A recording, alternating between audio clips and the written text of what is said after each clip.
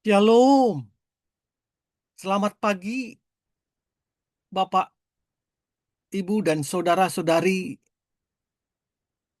yang dikasihi Tuhan dimanapun Anda berada. Kita bersatu dalam doa. Bapak yang berada dalam kerajaan surga, terima kasih untuk hari yang baru. Di hari ini Tuhan, kami mau kembali dengar-dengaran firman-Mu, mengenal Engkau lebih dalam lagi dan tinggal di dalam hati. Bapak memang tidak mudah, tapi biarlah Roh Kudus Tuhan menguatkan kami. Dalam nama Tuhan Yesus. Amin.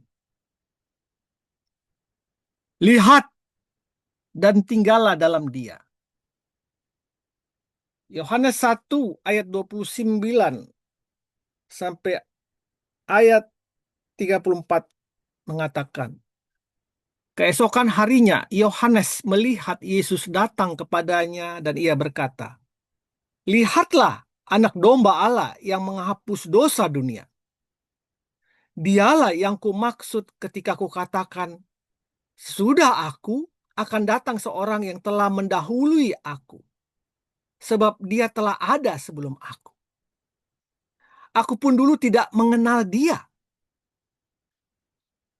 Tetapi untuk itulah aku datang dan membaptis dengan air supaya ia dinyatakan kepada Israel." Selanjutnya Yohanes bersaksi katanya, "Aku telah melihat Roh turun dari langit seperti merpati, dan ia tinggal di atasnya. Aku pun dulu tidak mengenalnya, tetapi dia yang mengutus aku untuk membaptis dengan air telah berfirman kepadaku, jikalau engkau melihat Roh itu turun ke atas seorang dan tinggal di atasnya, dialah yang akan membaptis dengan Roh Kudus. Aku, Yohanes, telah melihatnya dan memberi kesaksian. Ia inilah anak Allah." Bapak, Ibu, saudara-saudari yang dikasihi Tuhan, untuk melihat dan tinggal di dalam Tuhan itu bukan perkara mudah. Kadang kita merasa kita sudah berlaku baik, kadang kita sudah aktif di dalam kerohanian, kereligiusan kita. Tapi benarkah kita sudah tinggal di dalam Dia? Tinggal dalam bahasa Yunani adalah menein. Ada di dalam Dia. Bersatu di dalam Dia. Sekehendak di dalam Dia. Bapak Ibu, saya mau mengatakan iblis tidak akan pernah tinggal diam. Dia akan terus mengganggu kita untuk kita tidak dapat tinggal di dalam Dia. Bapak Ibu, firman Tuhan pada hari ini adalah kejadian waktu Yohanes ada di Sungai Yordan menyerukan pertobatan agar orang dibaptis dan bertobat. Dan Yesus datang di sana. Yohanes berkata, "Lihatlah anak domba Allah." Itu adalah seruan untuk semua orang yang bertobat datang kepada Tuhan. Bapak, Ibu, saudara-saudara dikasih Tuhan. Yohanes berkata, "Aku sendiri pun awalnya tidak mengenal Dia. Aku sendiri pun awalnya tidak kenal dengan Tuhan Yesus." Ini mau mengatakan bahwa jabatan dia, jabatan Yohanes sebagai nabi besar di orang Israel, pada waktu itu tidak mengenal Tuhan sesungguhnya.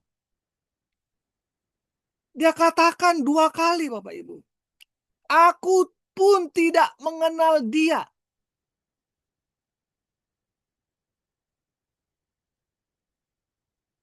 Seorang nabi besar pun mengatakan itu. Tetapi waktu kapan Yohanes betul-betul mengenal Dia adalah Tuhan dan Juru Selamatnya? Pada waktu Roh Kudus dia lihat dari langit seperti merpati dan tinggal hinggap di atas Tuhan Yesus. Baru dia mengenal Tuhan dan menyatakan bahwa ia inilah anak Allah. Bapak Ibu, apa yang mau dikatakan kepada kita sebagai umatnya? bahwa tinggal di dalam Dia, baru kita mengenal Dia, melihat Dia dan mengenal Dia. Jikalau Roh Kudus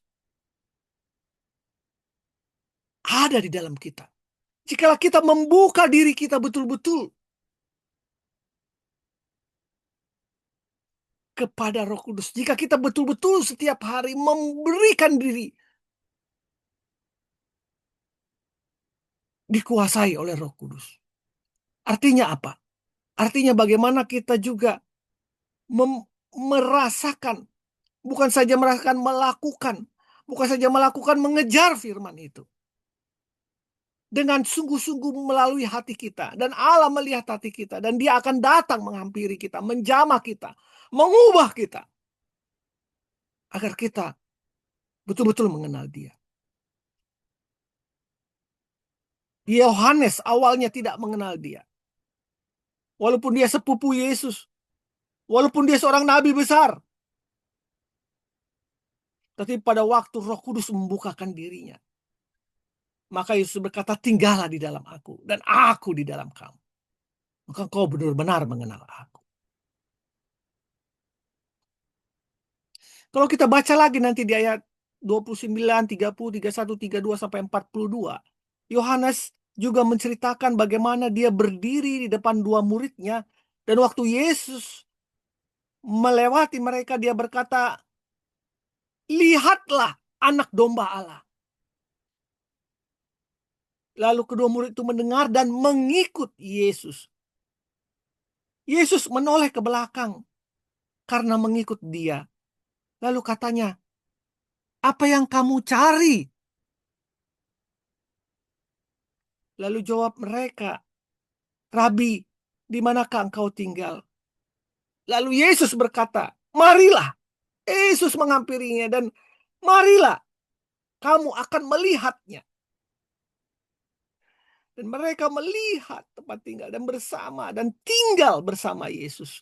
Menein, tinggal bersama Yesus. Bulatkan hati Bapak Ibu untuk mengikut Dia, dan Dia akan datang menghampirimu. Bukankah Sakeus pemungut cukai pun demikian? Kita bisa lihat Sakeus seorang pemungut cukai yang mengalami kesepian dalam hidupnya. Karena dia memungut cukai melebihi apa? Untuk keuntungan dirinya. Dan orang-orang menjadi tidak suka kepada dirinya. Pada waktu dirinya loneliness, kesepian itu, dia mulai merenungkan arti hidup ini. Dia menemukannya. Dan dia datang. Dia lari karena dia tahu Yesus akan melewati jalan itu. Dia naik ke pohon untuk melihat Yesus. Perenungan dia, pertobatan dia, disambut. Nah, Yesus datang. Sakeus, turunlah. Aku hendak makan di rumahmu. Sakeus tinggal menein bersama Tuhan. Tuhan datang menghampirinya.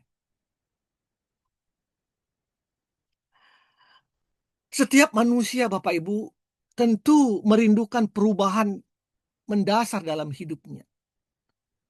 Perjumpaan dengan Tuhan secara pribadi, itulah yang memberikan dampak besar pembaharuan hidup yang radikal dalam diri kita. Untuk itu, datanglah kepadanya. Dalam kelemahanmu, maka Tuhan akan menghampirimu. Dia akan datang menjamahmu. Gereja sering keliru bahwa Allah datang, Roh Kudus datang, memanggil orang yang sudah siap dari sisi iman. Tidak, Bapak Ibu. Kerap kali terjadi Roh Kudus, Roh Allah menghampiri kita, memberikan pertobatan kita terjadi pada proses pembentukan kita. Pada waktu kita sedang persiapan, langkah awal, disitulah Allah bekerja, Allah datang. Yang penting buka dirimu, bertobatlah dengan sungguh-sungguh, kau akan mengalami perjumpaan dengan Tuhan secara pribadi. Simon anak Yohanes menjadi Kefas. Abram menjadi Abraham. Sarai menjadi Sarah. Sakeus bertobat.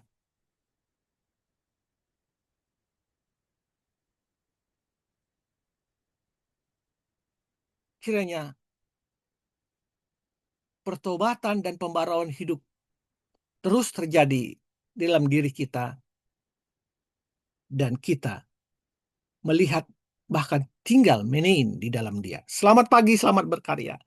Tuhan Yesus memberkati kita. Jadikan Yesus pusat kehidupan kita. Amin. Amin. Amin.